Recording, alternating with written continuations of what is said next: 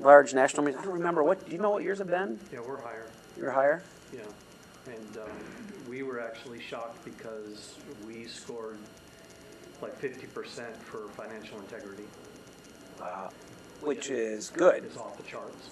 Yeah, okay. Which is telling us that they believe that we steward their money correctly. Yeah, right. So Right. We asked where res commission shine. Yeah. And that right. So we ask a question. Please rate us on your perception of how well we steward the resources entrusted to us. And the national average is that 35% of donors will say, will rate you excellent. And we consider that a huge trust issue. In fact, Sam Coates, who's in the room right now presenting on CFO leverage and just how to do all that, we're going to do a webinar with them because we think donor trust is super important for legacy gifts. But to your point, you're at 50%. The national average is 35%. So that means people trust you. They're going to include you in their will at a greater rate than those that don't. So good job. So donor trust is important. Making sure those financial reports say things that help communicate important. Well, let's go back to this survey process here. So we've talked about. So we're sending the initial survey there. That's the third little circle. Reporting and analytics. I was sharing with you some stats about what national averages are. Thank in-will hand raisers. So that's the next thing that you're going to do. Now you can do that through the mail, and that's one of the things we help the ministries we serve do. And that's an easy way to do it. But this is, again, if we go back to what do surveys accomplish, right? They discover, there's the lead generation, the discovery, and then the cultivation, even if you do nothing else. So this is the fun part, right? Thank in-will hand raisers. You can send them a letter, but you can also get on the phone and you can start to ask stories. And I think that's what we were talking with you about, right, Melissa? When we were together, we're like, hey, what does it look like to have this conversation with these donors? And yay, thank you. You've included us in your will. What inspired that gift? Tell us more about how you first connected. So that's fun. And we talk about cultivating top prospects. So donors will tell you things on surveys. They'll say things like, I would consider including you in my will, or I intend to include you in my will the next time I create or update it. Well, I don't know. You don't really need somebody like me to tell you those are the top prospects, right? I mean, those are the ones you want to talk to first. So if you get 500 people who respond to a survey, and if you have a question like that, I would consider including you in my will. Those would be the ones, of course, that you want to focus on.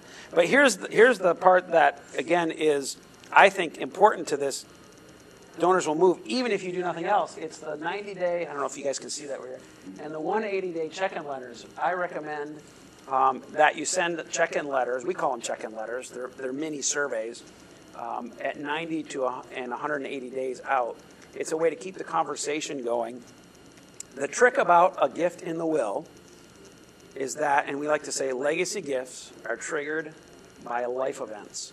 So you make an appeal to your donors through the mail. You're asking for them to respond and say, and a gift of $50, $100, $200. That's great.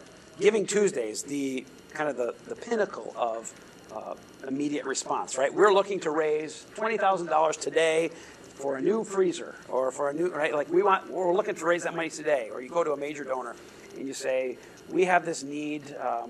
What was it? I think you guys had something a couple of years ago. Was it the furnace went out or the boiler or something like that? Might have been before you were in the picture so much. Will you give to that? And a generous, kind, and committed donor would say, yes, they will. But it doesn't matter if you are the most loyal, longtime, faithful donor. If I say to you, would you consider including Durham Rescue Mission in their will? And they might say, yes, I would. And they have every intention of doing it. But until that life event happens, they're not going to do it. Because updating your will is an extra step. It's hard. I got to think about my death. I got to meet with an attorney. I don't even know if I have an attorney. That's going to cost me hundreds of dollars. So the idea is to continue to serve, to care for, to love these donors, and to keep your ministry top of mind. So when that life event happens, life event, by that I mean a marriage, a death, a divorce, birth of a child. COVID. Yes. Our estate attorneys were backed up for months. Yes. COVID was a life event for the whole planet. Yeah. In fact, if you go do a search on Google Trends, Google Trends will, it ranks searches that people do. So I think if you type in make a will or update a will, I forget which one it is, and you search, it goes all the way back to 2004, and it ranks how often people have made similar searches. It spikes in like March of 2020, and then it drops a little bit, and it spikes again. I mean, it kind of follows the COVID patterns. It was fascinating. So people are looking for these things. Yeah, that's a great example. So the idea with, again, these check-in letters is to be top of mind. So when that life event happens, people will take action, include you in their will. And that's where I like to say, again, if you mail to 2,000 donors, if you get a 15% response rate, that means you got 300 people who've responded. 20 of them are super hot prospects. The rest, you don't have time because you're doing all kinds of other things. These check-in letters will keep that conversation going for you. So that, again, when that life event happens, you'll be top of mind. Here's an example of what did happen with Sunday Breakfast Mission, and this is, you might say, if you think about the way you count in fundraising, right? These are relatively small numbers, but the average estate gift in the United States is $57,000 and rising. We heard about a $320,000 gift today and an $80,000 gift today. So we started with Sunday Breakfast Mission here. They had two donors that they knew of on file, probably people who just volunteered the information. But you can see here we had some pretty good growth over the first 4 years. We were mailing to 2,000 at the time. So we added 6, we added another 6, we added 5. And then Reverend Lehman said, we want to accelerate our growth. So they went to 8,000, and you can see here a pretty big jump in the growth from this segment here to this segment. But then you'll be like, well, what happened here, Doug? Well, here's what I think happened, and this is fascinating to me. So we still went to 8,000, but our growth in legacy donors was actually less than it was in any of these years. We surfaced all kinds of people in those years who said, I would consider including Sunday Breakfast Mission in their will. But my hunch is that it was the first time they had ever considered that as a possibility. In other words, we're talking to donors we've never talked to before. Nobody's ever said anything to them about this idea that you could include a mission in your will. It's not on their radar. So again, we've had this steady growth. We go to a bigger pool. We see more growth. Now we go to the same big pool. But what we did in this year is we got all the low-hanging fruit, right? We got all the folks who had already done it. They just hadn't told us about it. Now we're starting to talk to the people who who are thinking about it, who are interested, who love the mission, but that life event hasn't happened yet. So it makes sense to me that it slowed down. Well, now look what happens. So 22, 23, the next year, we add 8. Well, that's better. That's closer to this, but you could still be like, Doug, you're going to 4 times as many donors. Shouldn't you be 4 times? Well, okay, so now look at here, 23, 24.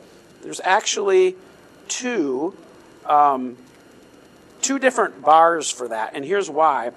I said to Reverend Lehman, I said, Tom, we've been mailing for you in September every year. And he may have asked the question, I forget how it came up. But the fall can be tricky for ministries because you're getting into the holiday season. That was not an election year. That sometimes can impact response rates. Still the high mailing season. It's a high season. So I said, let's do 4,000 in September and 4,000 in January. Same survey, but different donors, but a different time of year. So really, you have to take these two together because this is 8,000 donors here. So we added 7 in the September survey, and then we added another 9 in the January survey. So we added 16 in this particular cycle that was split up. So this is, I think what's going on is some of those donors who were interested and were thinking about it for the first time finally took action and started moving here. Now the current year we've added 5, so we've slowed a little bit. But that's part of you just don't know when those life events are going to happen. Yeah, I don't know. I think that's kind of fun and cool. I don't know if you have any questions about that. Now this is what I'm projecting for them in the years to come. So There you go, Bruce. We're going to hit 95 in 2 years. We'll see. So your last batch of surveys, I got one just when you think you've seen everything, right? And he was sincere. He put right on there. He said, I didn't know I could do that. Give money to a charity. He says, let me think about this. I'll get back to you. He didn't know you could. Didn't know you could do that. And he was sincere. He was honest. He was honest. So I'm like, okay, how many more of you are out there Yeah. that the survey is actually educating or That's right. seed? It's got to be more. It's just, yes. I've said this before. I don't know if it's the greatest metaphor, but it's kind of like, when somebody says, hey, hey, would you like a piece of gum? And your thought is, should I take a piece of gum? Right? Like, do I have bed breath? Do I need that gum? But by asking the question, you're prompting people to consider this as an option, which I think I love that story. That's great. Here's an example of a dashboard that we use.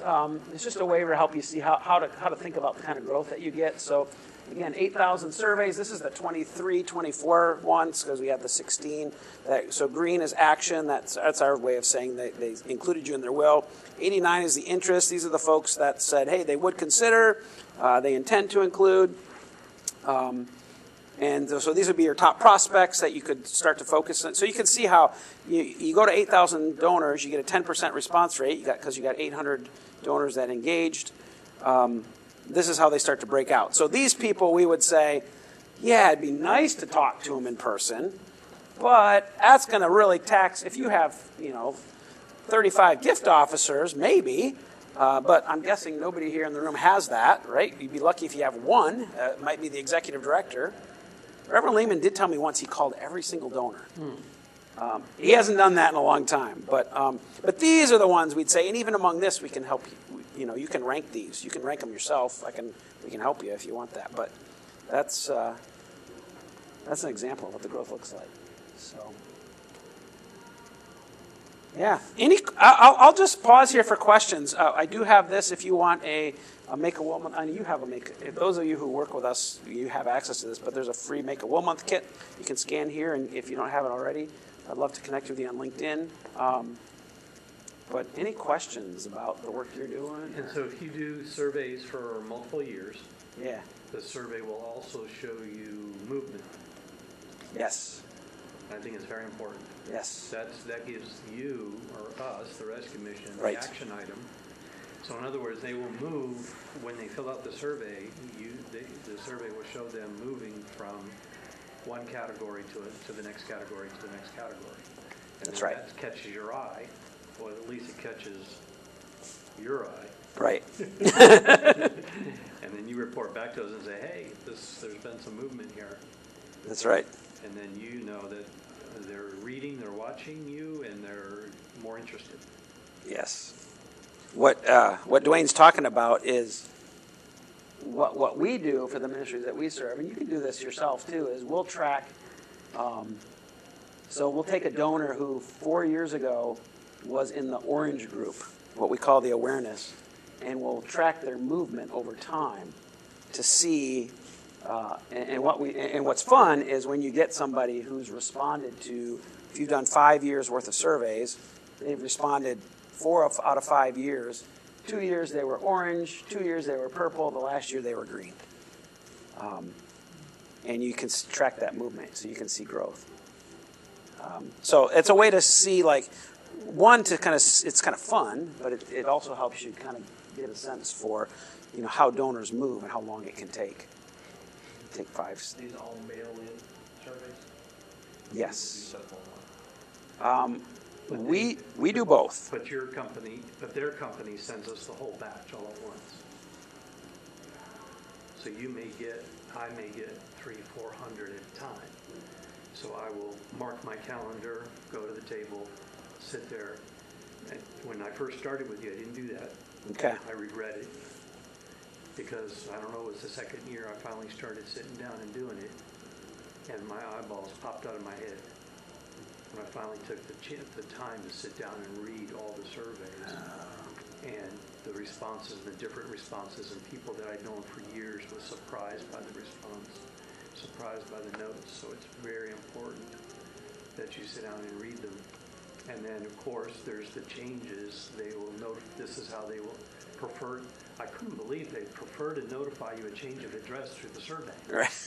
But they do. They do. They love it. They're like, okay, no, you need to make a correction to my address. And they're corresponding to you. So, and you just, there's a faith component that I don't think you can sell. Yeah. But it's real.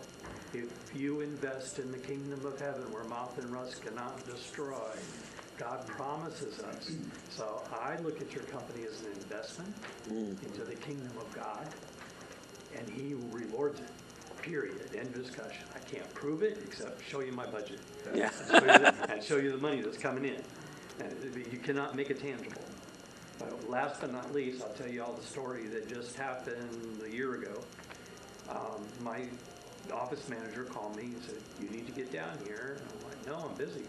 And she says, no, there's a guy down here talking about a stage. You need to get down here.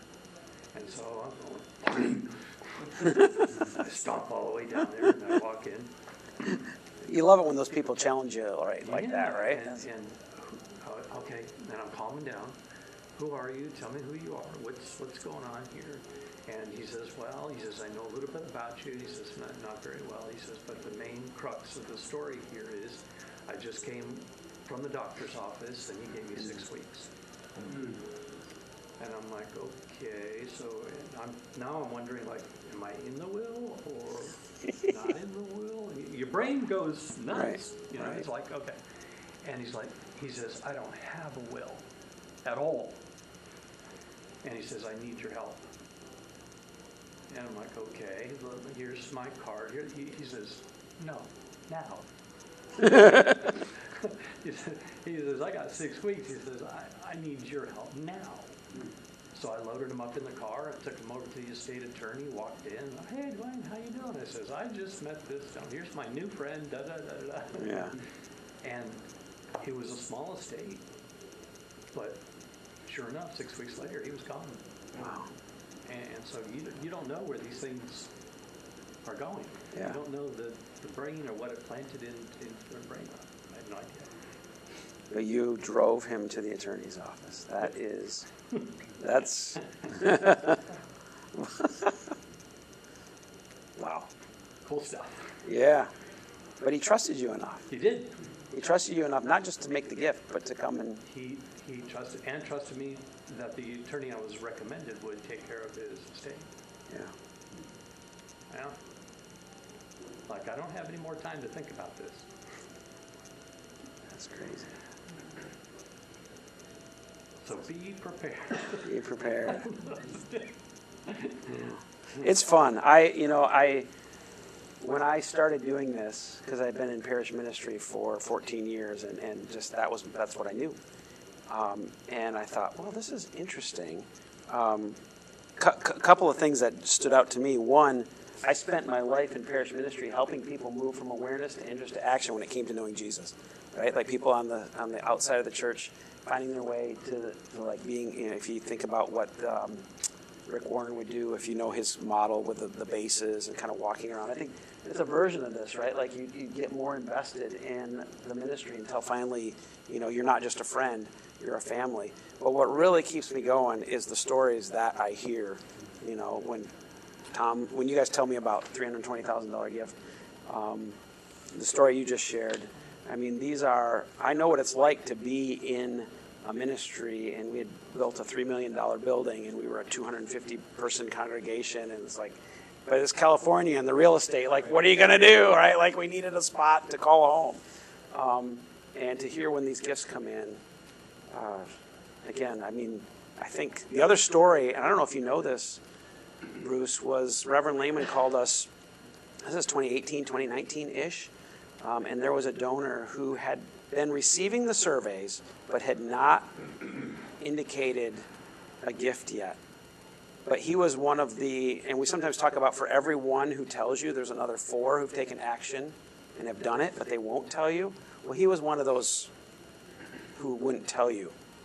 And it was a tough time, as I recall. In fact, you had paused your work with us because there were some budget issues. But this gift came in, I think it was either 1.2 or 1.8 million that came into the mission. That was at the time one of the largest ones that we had heard about. I mean, these are not the kind of people that, right? These are the under the radar. I mean, you can Google. I have an article from Reader's Digest. A janitor at a high school who had no kids, and just saved all his money and left an $8 million estate to the school. Right? Like these things happen. So we're not even halfway through the boomer exchange. Right. And the other thing that there's so many things that working with this survey that I would not have been aware of or paying attention to if it wasn't for the survey. And another thing I'm aware of is that the average IRA now is $1 million. Mm. It's not 50,000 anymore. So it is not uncommon for someone to have 6-7 figures when they pass away. Yeah. So I think we should be very encouraged, opportunistic, if you will, if you're allowed to do that, and say, no, God's going to fund His kingdom. And an IRA gift, you didn't say this, but I thought this is where you're going. That's easier. It's much easier. It's easier, right? Just a beneficiary. It's a beneficiary change. So the donor can go on on the website and they can make a change to their IRA beneficiary. It takes 10 minutes. Yep. Right? Log in, find the right spot, change it, click OK. Yeah. Done. Today with the TD merit, and it just takes a few minutes. And in fact, I just got an email from mine. Have you checked your beneficiary lately? We got to do a toolkit on that, Dwayne. I'm just thinking we got to it's I don't know, how do you get, it's so, not only that, but if you inherit an IRA, I don't know how well you're familiar with the laws on this. An inherited IRA needs to be spent down within 10 years. So if you give an IRA to your kids and it's worth $1 million, and you have 2 kids, so they got $500,000, in the next 10 years, they have to liquidate that IRA, and every time they make a withdrawal, they're going to pay taxes on it. So their taxes are going to go up. So the point I'm making is, if you're going to give money away, you should be giving away your IRA, right? I mean, and again, everybody's in a different spot, right? Like $1 million IRA to some would be like, whoa, really? Like if I have $1 million, my kids need it. Okay, well, maybe they do. But that's part of what you are already seeing with the donor advised funds and the trust funds. Yeah. Is to protect their kids from the taxes. Yeah. So we're seeing an avalanche. The last couple of years, the checks, because we still do checks. Okay. And at the top, it's a donor advised fund or a trust fund. There's a ton of them. Okay. And it's greatly increased to protect from that. So that would be like a revocable living trust kind of. Yeah, and that is part. So often is part of the estate planning. Some financial planner is helping coach them so that they don't hurt the kids. Yeah. And so the donor advised funds, that's a whole nother seminar. Yeah. I know. Well, if you need to go, we're free. I'm happy to stay here for more questions. I know you mentioned donor advised funds. We can talk about that if people want to know. I don't want to keep you here longer than you want to be, but I also don't want to kick you out. I mean, we can talk about donor advised funds or anything. So your prices. Oh. Your costs.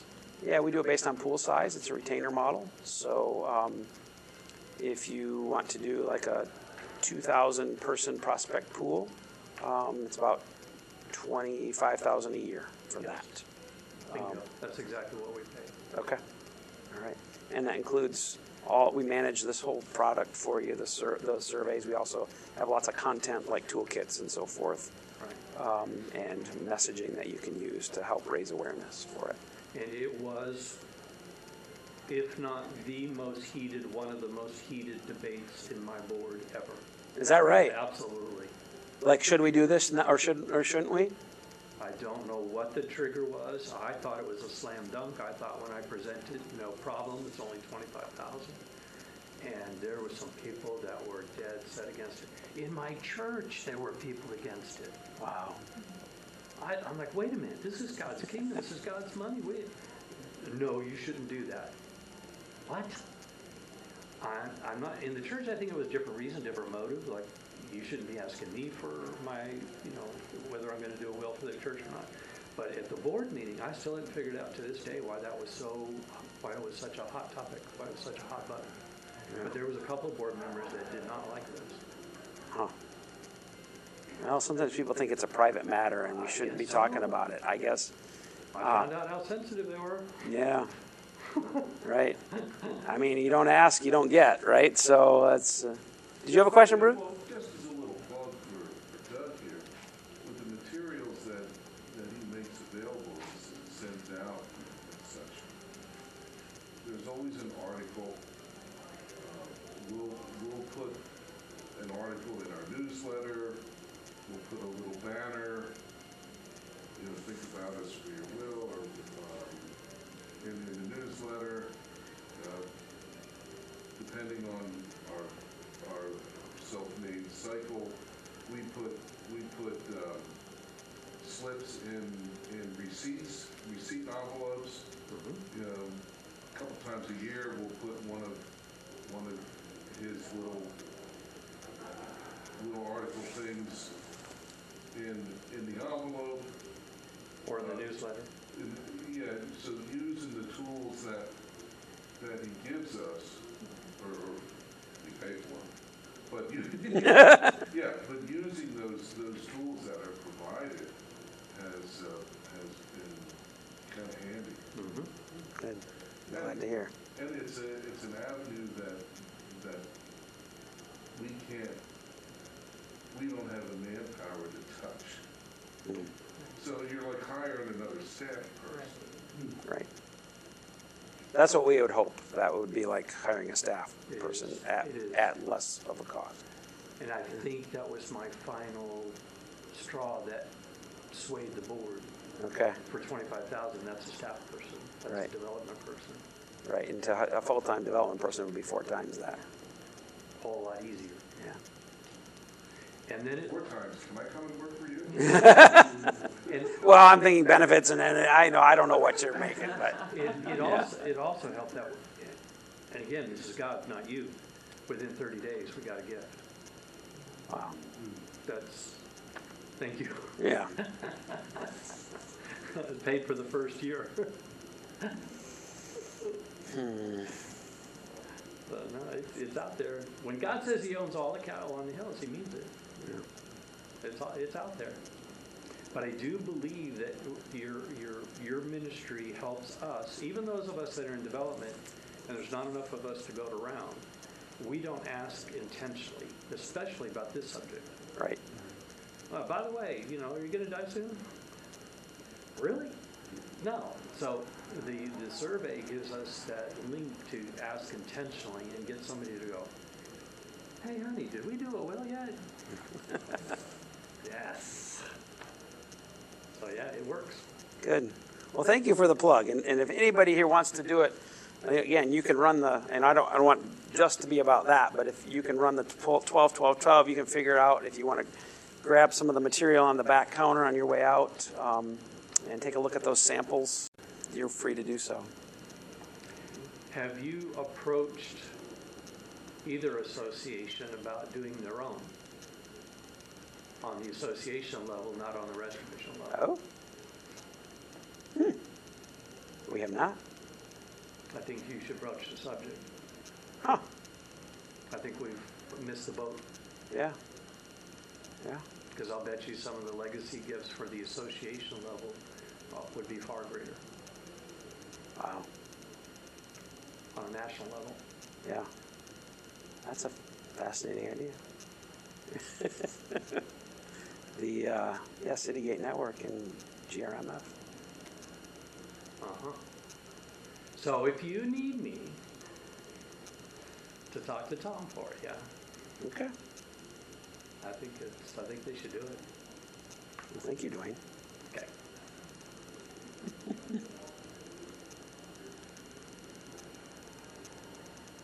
Thanks so much for coming. It's been good to be with you today.